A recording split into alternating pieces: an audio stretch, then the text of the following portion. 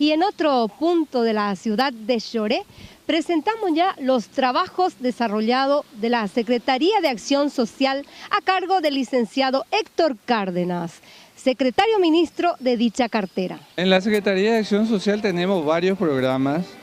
Uno de ellos y uno de los más importantes es el programa Tecoporá, que llega también aquí en el departamento de San Pedro en varios distritos.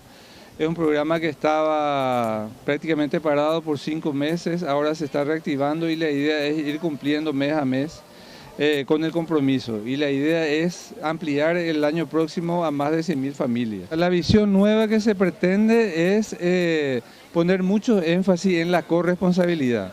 Porque el programa Tecoporá, la fortaleza del programa no está en las transferencias en sí, por más de que es lo más visible y directo que contribuye a la seguridad alimentaria de forma inmediata, pero lo importante de Tecoporá es el efecto que genera en salud, en educación, en higiene y otros temas básicos. Ahora estamos en un proceso de selección de guías familiares o facilitadores comunitarios también, como le llamamos, que van a hacer un acompañamiento a las familias y van a controlar a la vez si cumplen con la corresponsabilidad. O gobierno o 2014 Boña Punuta Oña ampliar.